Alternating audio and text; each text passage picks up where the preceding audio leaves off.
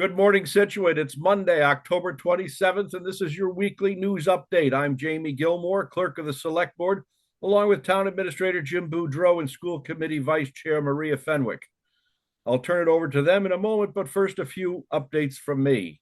As always, we have several government meetings happening during the early evening this week.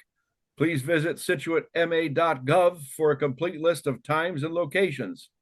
Just to note, the Select Board is meeting tomorrow night at 6:30 p.m. in Town Hall. We'll be kicking off our fiscal year 27 budget review season with our Town Administrator, Jim Boudreau, who will review the operational budgets of advisory, streetlights, unemployment, and a few others. We'll also receive an update on the John Connors statue that is planned to be installed next year on Lawson Common. One other meeting to note, Thursday at 4 p.m. is our moderators meeting with our new moderator and former Select Board member, Maura Curran. Ms. Curran will review the warrant and discuss any other issues the public may have. A reminder that town meeting, most importantly, is next Monday, November 3rd at 7 p.m. in the high school gym. Also, it's my pleasure to say Friday is Halloween. The Senior Center kicks off at noon with its Hocus Pocus party.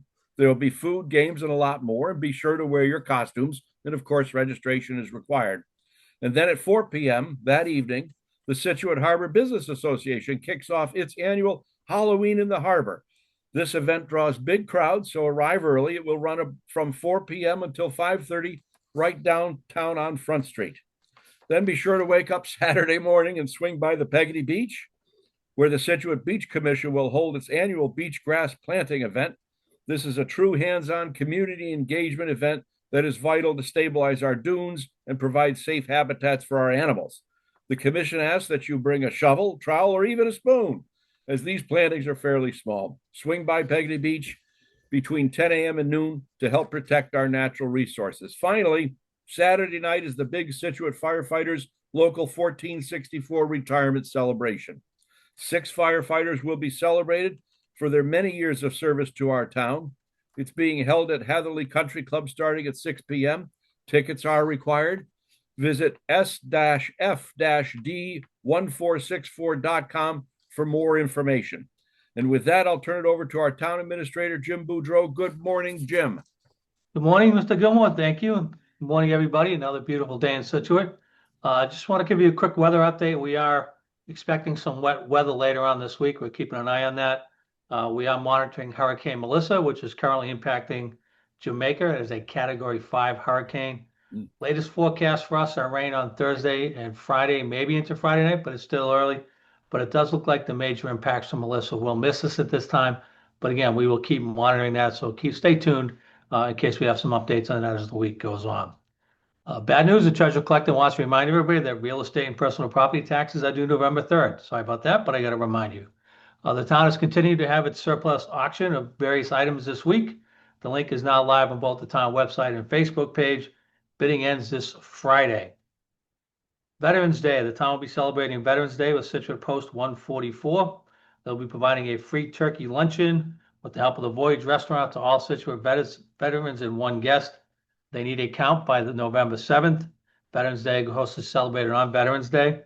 You can email Bob Callahan for reservations at recallahan@comcast.net or at commander@scituatepost144.org, or call Gene at 617-842-0092. They would also like to know your branch of service and the year you served. Reservations are limited to 130.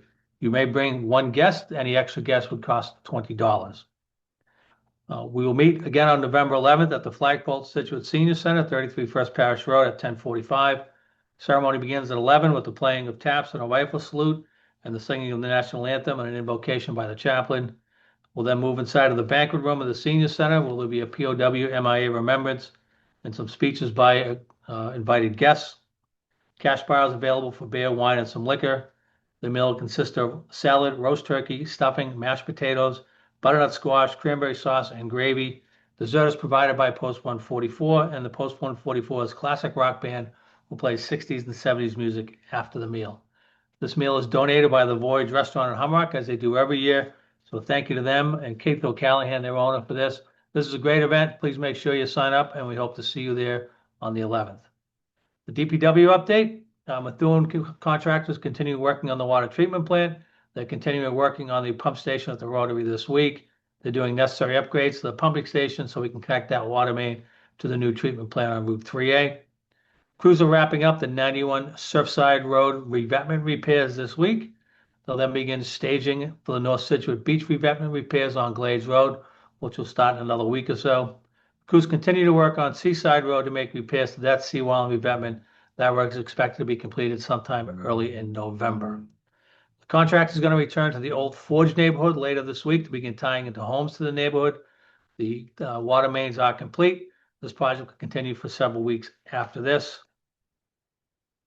And finally, the Scituate Food Pantry continues to see the need grow. They do have extended hours on the last Wednesday of each month, so that'll be this Wednesday from 6 to 7:30 p.m. With the holidays coming, their most needed items have changed.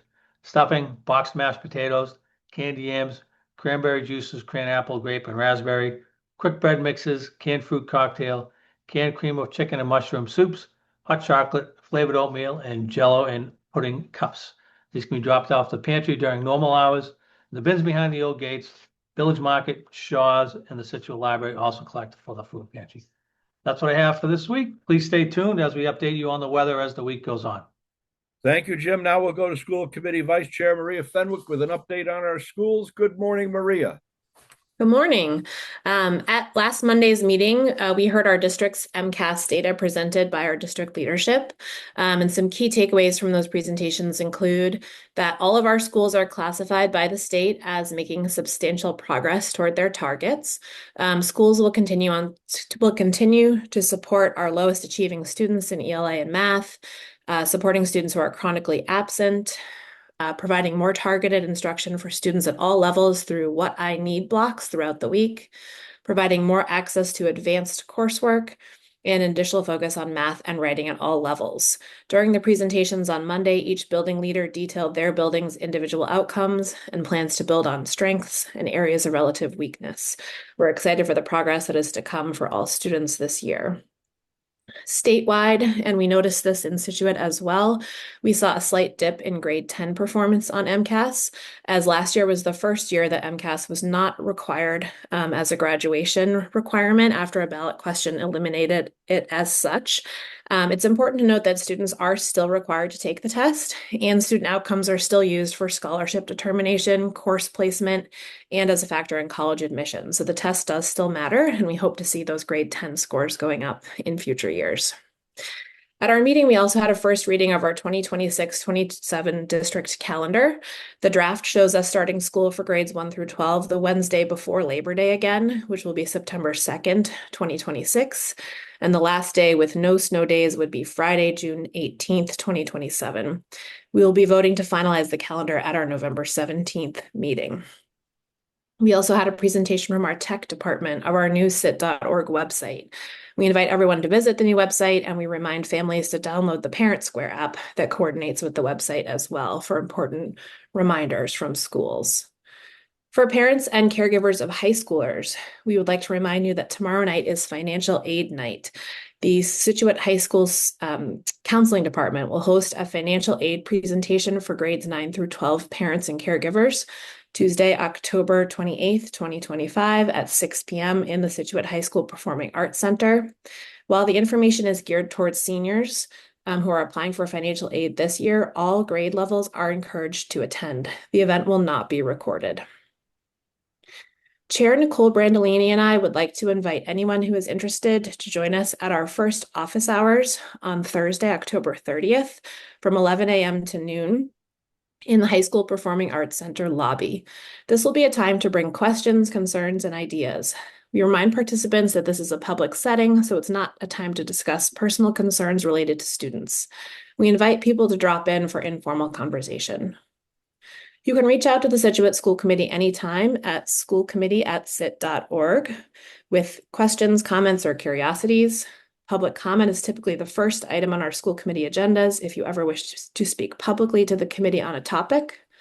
Our next school committee meeting will be held on Monday, November 3rd at 5 p.m. in advance of the town meeting. Thank you so much and have a great week.